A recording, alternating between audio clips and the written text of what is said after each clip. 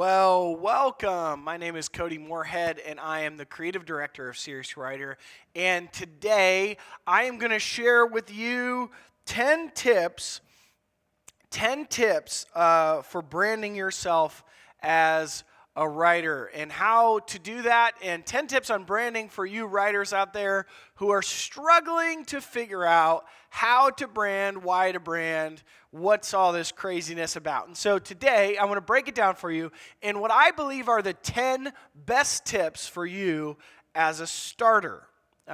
As a writer. And so today we're going to cover a lot of topics. So if you want to grab a notebook and a pen or a pencil, that way you can jot down some notes, or if you're watching this from your computer and you have another window open, make sure that you capture some of this so that you can remember it as you are branding and you're putting together a brand for yourself. Here at Serious Writer, we believe that branding is crucial to the development of any company or writer, and we believe the research would show it as well. So without further ado, I'm gonna jump in. 10 tips for branding for writers. Tip number 1 is this: identify your brand. This can be really difficult, and this is the first step.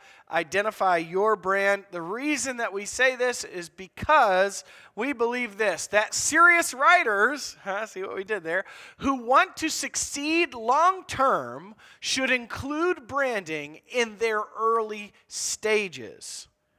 A strong brand helps authors in the same way that it helps large corporations. It establishes familiarity. See, here's the truth about branding. The reason it's so vital for writers, and even though it might seem like it's crazy, you have to identify a brand for yourself. I get questions all the time from all sorts of authors about how to establish a brand, about what to do for their brand, about why is it so important that I have a brand. The truth is, a brand establishes who you are and is an easy way for people to find you and become familiar with who you are and what you're all about. And so don't be scared to put together a brand and start to work on it. If you're looking for examples of brands, Apple is a brand. Nike is a brand. McDonald's is a brand. Taco Bell is a brand. You say, no, those are all companies. No, because when I said those words, what did you think of? You thought of each one of those companies' logos. You thought about what those companies do. You thought about how those companies produce what they produce. And guess what? That is a brand. Just like a person with a name, a brand has characteristics that go far beyond one word, one logo, one emblem. They imbue the identity of a person or a product or a company. And so a brand does just that. It imbues, it identifies people so that they are familiar with you. That's number 1. Number 2 is this: don't overwhelm yourself. This might seem weird that these are butted up against each other, 1 and 2, but the truth is that in branding, all too often, especially as writers, we can find ourselves in a position where we are overwhelmed. We're overwhelmed because we don't really know what to do. We're overwhelmed because of the fact that we don't know where to start.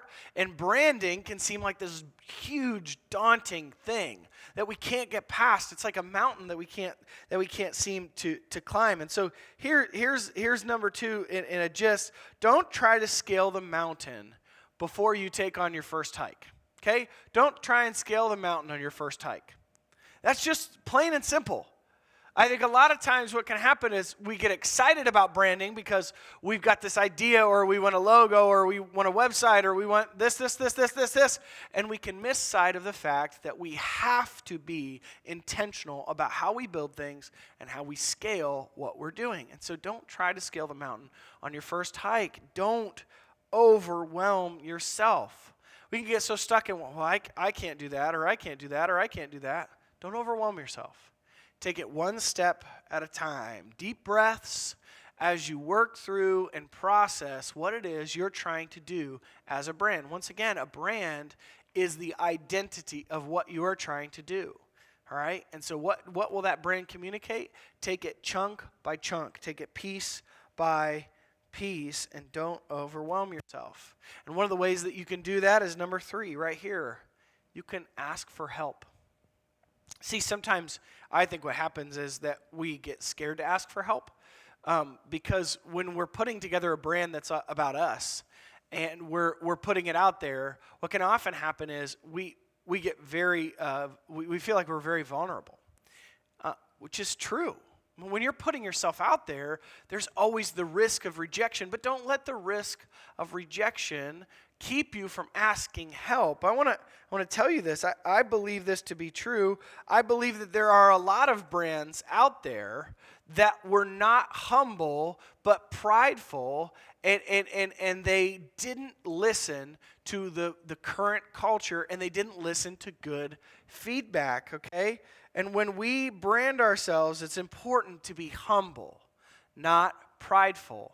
There are so many brands out there that I can list. In fact, here's a list of brands that thought they knew everything about their current setup. And some of their CEOs, if you want to look on Google, you can go do this. You can look at all of these companies and what their CEOs said about the companies that came and overtook them. First of all, here's the list: Blockbuster, BlackBerry, Kodak, Pan Am, MySpace, and many more that closed their doors because they were not humble and they didn't ask the right questions of the people that they were serving. As writers, we are serving the reader, and we are serving the group and the demographic with which we are trying to write. And that's very important. And so we need to be very careful about the kind of questions we ask. We need to ask for help. We need to ask for feedback. We need to ask people to take a look at what we're doing and comb through it to make sure it is the best possible product that we could put out there. Number 4 is this: know what matters most. As a brand, as a person, as a writer, know what matters most to you in your writing. If you're writing fiction, know what's most important to you about writing fiction. Know what's most important about the story. Know what's most important about what you do. Why did you get into it in the first place? Know what matters most. When you know what matters most, you can identify where to begin. And so can your reader, and so can your customer. When you can identify what matters most, you can help people start the process of falling in love with what you're doing. Taco Bell knows that tacos matter most, and that people want a quick, tasty taco. And that's where they start. And from there, they branch out. Apple knows that what is the highest selling thing and what is the most important is that they have a slick, clean look and that the iPhone is excellent. So that's what they focus on. When you know what matters most, you can identify where you need to begin. That can be difficult.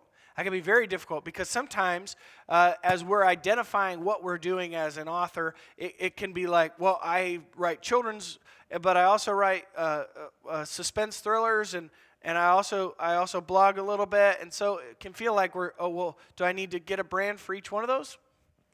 The truth is you can, or you can boil them all down into why you started writing in the first place and put it out there for people so they can understand who you are and why you do what you do.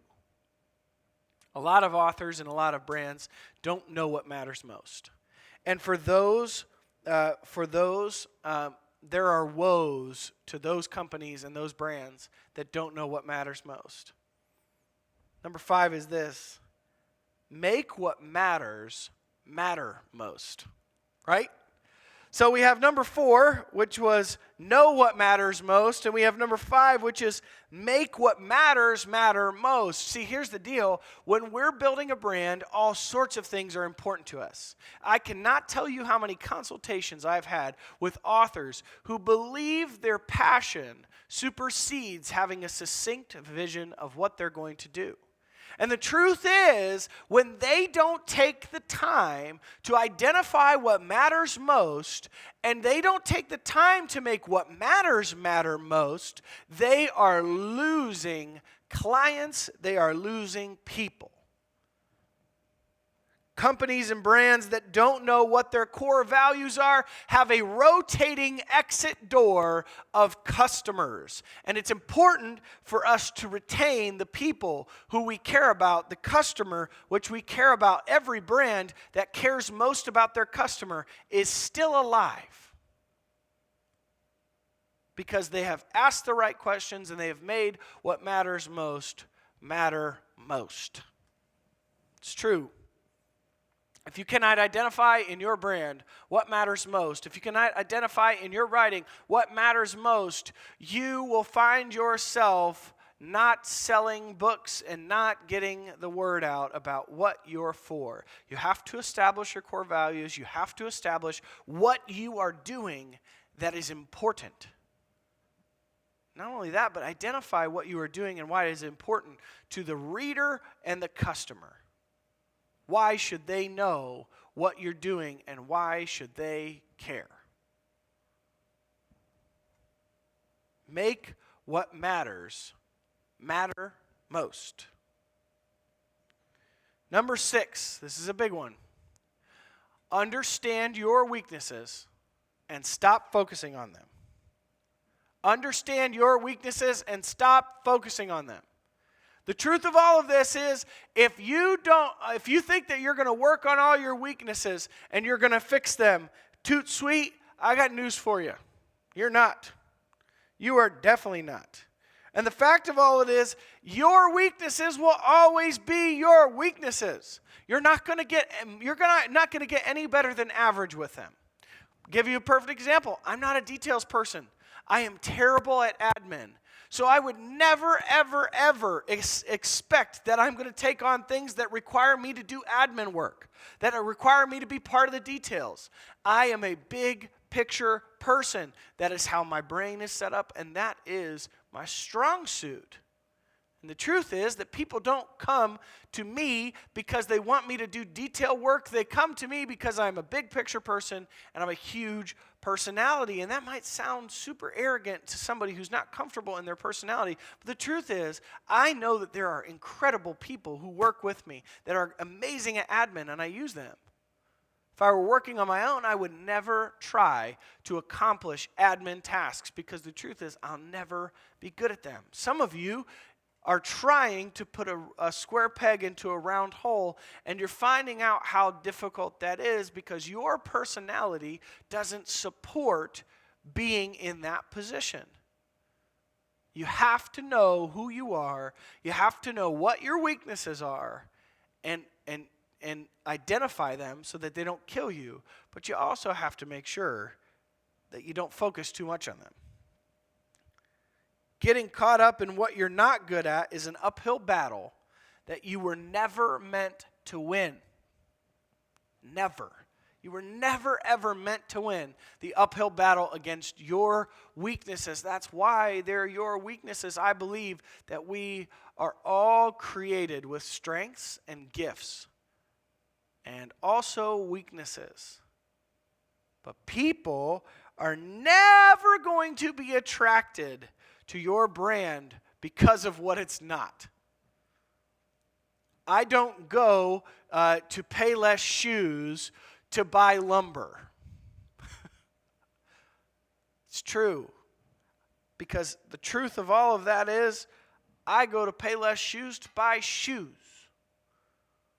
I don't go to a McDonald's because I want to get tacos. Why would I? It's almost like it's crazy to think that people spend so much time on their weaknesses when they just need to hone their strengths more and more and more. See, I think that some of us, as we brand and we market, before I move on to our next point, I think that some of us get so stuck worrying about our weaknesses and what we're not good at that we lose sight of what we are gifted at. As a writer, it can be really difficult to identify what writing style you're best at.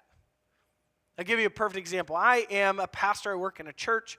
And when I started out in ministry, all I wanted to do was be a senior pastor because I thought that was super cool. And I'd be this super well-respected senior pastor, and everybody would love me. And I'd be so great. What I realized really quickly is that I was not senior pastor material. But you know what I was really good at? Children's ministry. I was really good at youth ministry. And so I could have spent all my time focusing on what I wasn't and what I shouldn't have been doing, or I could listen to the people who were around me who told me I was amazing at children's ministry and I was amazing at youth ministry, and I needed to do those things. So I think what happens sometimes is that we miss out on what is in front of us because we're so focused on what we want to do instead of what we've been given gifts to do. Don't focus on your weaknesses. Focus on your strengths. Become best at your strengths. Understand your weaknesses so they don't kill you. But stop focusing on them and making them the focal point of your progress moving forward. Once again, people are never going to be attracted to your brand because of what it's not. Number 7, be comfortable in who you are. Here's the truth of Branding 101. If there's one thing that you take away from all of this, it's this. Be comfortable in who you are, because guess what? If you're not comfortable in who you are and you're not comfortable with what you are putting out there as a brand, you won't put it out there with your full effort. Right? We don't put the things that we're insecure about out there because we lack confidence. Sometimes it's because of our weaknesses and because of what we focus on. And number 6, understanding your weaknesses. Sometimes we're so focused on our weaknesses that we miss the product that we're putting out there. And so be comfortable in who you are, because who you are is what you're branding around.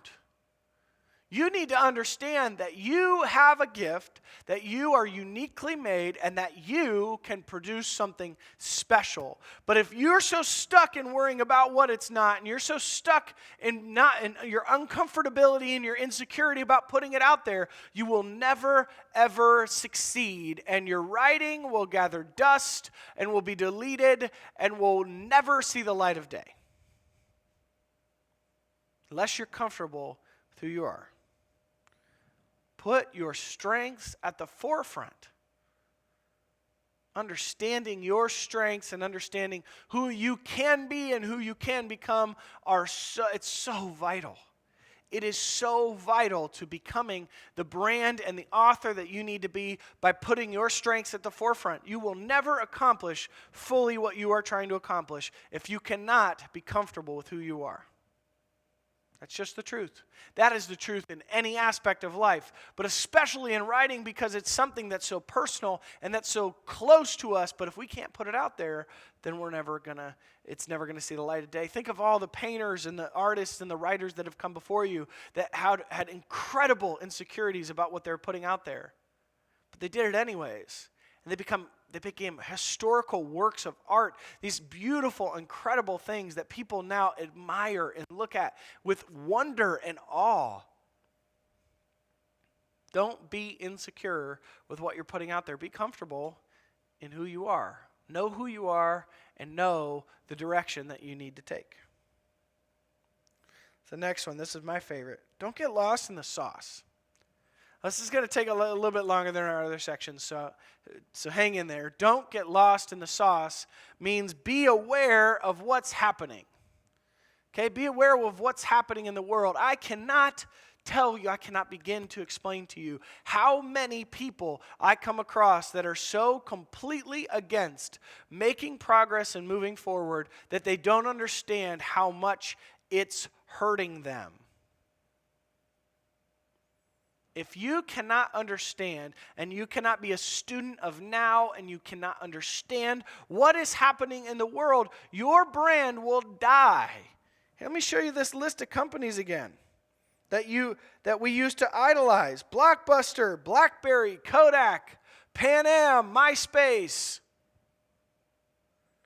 Don't get lost in the sauce. Those companies lost themselves and they lost the ability to see what was coming, but also to be understanding of what's happening right now. If your brand is put out there so that you can take care of people and that you can share love and kindness and information with the world, don't also spew hatred.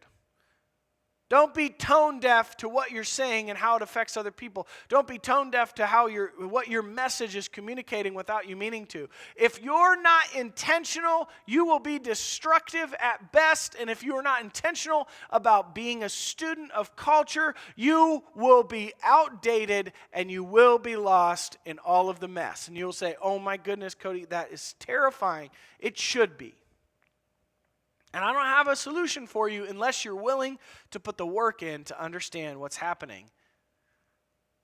The best ways to know where culture is going is to ask high school students, whether you like it or not. Even if they're not in your demographic, you need to be asking them questions about how they're taking in media. What are they doing to consume product, and what are their favorite brands? And then see how your brand is going to stack up to those other brands.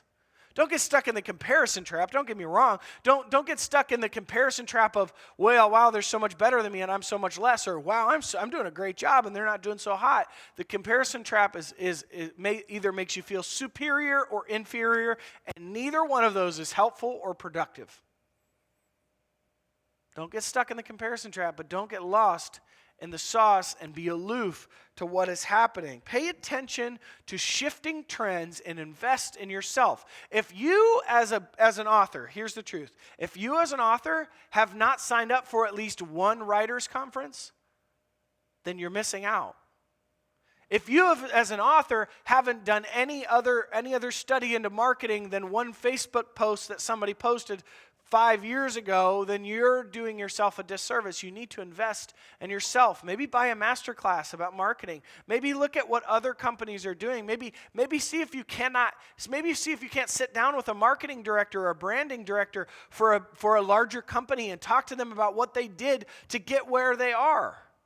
Go out on a limb. It never hurt anybody to be relevant. In fact, being relevant has never hurt a brand before, ever. Being relevant is important. It shows our customers and our people that we are willing to do what's necessary to find out what is current and what the trends are. If you can't communicate to your audience that you are paying attention to shifting trends, then they're not going to believe that you actually care about them.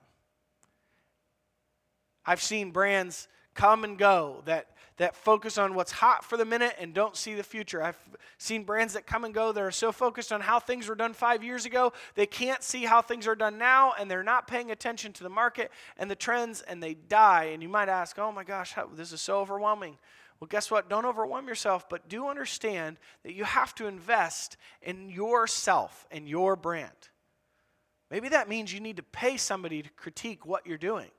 Maybe that means you need to pay somebody to do your website, to give you honest feedback. And maybe when it comes to your opinion of what you should do, instead of telling them what you should do, you should ask them what is current and what is modern. Maybe you need to have somebody do a branding critique for you that's a professional. These are all things that will be helpful to you in developing your brand and making it current and making it something that people desire to be a part of. See, a brand is just an identity. Is your identity going to scream outdated, or is it going to scream with it? Is it going to scream, that was so 5 years ago, or is it going to scream, this is the future? We have to continually strive to put ourselves in a position where we can sell to our customers what they need or what they perceive that they need. And branding allows us to do that. But if we don't pay attention to shifting trends and invest in our brand the right ways, then we are we're an open sea in a paddle boat with no paddles. We will go nowhere. Being relevant has never hurt any brand before.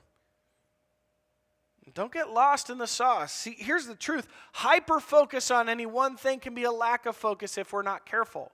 See, we can be so stuck on, oh man, I got to grow my Instagram, I got to get better at Instagram. Oh man, Instagram, that we can neglect Facebook and Twitter and Snapchat and all the other things that we should be focusing on. So take it a piece at a time. Make sure that you don't get hyper-focused on one aspect of your brand over another. Make sure that you take a deep breath and that you move forward. These are all important. Don't get overwhelmed. So here, I'm going to recap before I move on to number 9. Number one is this. Identify your brand. Number 2 is this. Don't overwhelm yourself. Number 3 is this. Ask for help. Number 4 is this. Know what matters most. Number 5 is this. Make what matters matter most. Number 6 is this. Understand your weaknesses and stop focusing on them. Number 7 is this. Be comfortable in who you are. Number 8 is don't get lost in the sauce. And number 9, before we move on to our final point, number 9 is don't lose your soul. I can't tell you how many brands I have seen lose their soul and their identity chasing what is the flicker of an idea and the dream of something that they could have instead of what they actually have. Stick to what got you into writing in the first place, and you will be better off. Because guess what? If you're not content with who you are, you will find yourself on the other end of depression and despair, and you will feel like you are doing nothing but treading water in a stream going upstream. You need to stick to what got you into writing in the first place. If it was a second grade teacher that got you into writing in the first place, you should print out a picture of that teacher and stick it wherever you start writing as a reminder of why you do what you do. The heart and soul of every brand is the origin story, and that origin story matters because it will tell us where to go back to when we have lost our way. It is our true north, and if we cannot navigate to our true north, we will lose ourselves. Because lack of contentment breeds desperation, and desperation breeds bad decision making. If we're not careful, we'll lose our soul. Because we forget where we come from and what we're trying to accomplish. I never want to see any brand do this. I think the brands that do this are the ones that get so focused on chasing this and chasing that and chasing this and chasing that they forget the bottom line of all of it, and it is to stay rooted in what got you there in the first place. We all can think of people who we know of or who we've heard of who were small towns, small people, and then got fame or got money, and their whole personalities changed. Don't lose the soul of what you're doing because it will always spur you on. The CEO of Nike started making products in a garage and is now a multi-billion-dollar industry leader. And when asked about his company, he said that he always remembers making those products in his garage. He'll never forget that. Do not forget where you came from. Stick to what got you into writing in the first place. It will always, always, always help you. And the last to this, stay positive. Stay positive. See, here's the deal. In any venture, in any endeavor, it can be hard. We're going to have ups and downs. There will be things that we have great success in, and then there will be times when we feel like we are plummeting without a parachute and that we are heading towards certain doom. But the truth is, there's always a silver lining, and we always have to stay positive. As writers, we get rejected all the time. We submit proposal after proposal. We put ourselves out there only to be rejected after rejection after rejection after rejection. And the truth of that is, it's depressing. But if you can stay positive, you can keep your head up, if you can continue to whistle while you work, it can change everything for you. There is nothing that will kill a brand quicker than self-doubt. If you're not confident in what you're doing and you're not positive, you will end up killing what you're trying to do. I see this all the time in my professional and personal life. I see people who are so bent on the negativity that surrounds what they're doing, that they cannot see out of the forest, and they can't see the forest from the trees, and they end up killing what they're trying to start before they even start it. Over and over and over and over again. And they are doomed to failure because they are stuck in a place where they cannot move forward because of their negativity. I hope that you can stay positive, that you can stay humble. I hope that you can remember all these things as you're trying to craft your brand, and that as you take piece by piece and moment by moment and you craft them together to make something special, I hope that you can remember these things, that you would stay positive. Don't let the negatives that happen to you keep you from continuing to put out what you've created, because what you've created matters to somebody other than you. And if you're not diligent in pursuing that, if you're not diligent in putting that out there as a brand, as an author, then you will not reap the rewards. So here in recap, I want to go through all 10 of these real quick. First is identify your brand. Second is don't overwhelm yourself. Third is ask for help. Fourth is know what matters most. Fifth is make what matters matter most. Sixth is understand your weaknesses and stop focusing on them. 7 is be comfortable in who you are. 8 is don't get lost in the sauce. 9 is don't lose your soul. And 10 is stay positive. These are my 10 tips on branding for writers. And I believe that you have a story to tell. And so give yourself a brand, work on your brand, focus on it, because that brand is the vehicle with which you will share that story with the world. People will view you through the lens of your brand, and how you invest in it and how you spend time in it as a person, as an individual, is going to matter. Because people, when they look at you as a writer who has a brand, they aren't looking at your books, they're looking at you. They're not looking at a company or a corporation, they're looking at you.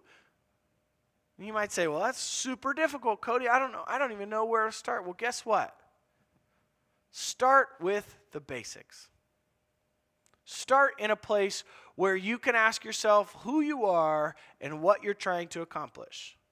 Serious Writer, I talk about this all the time. It's the 3 pillars of any good brand. It's me, mission, and vision. Me is, who am I? What am I trying to accomplish? The mission is, this is what I'm all about. This is what I'm trying to accomplish in the abstract. And the vision is how I'm going to do it. And so if you can't identify the me, the mission, and the vision, you will not go anywhere with your brand.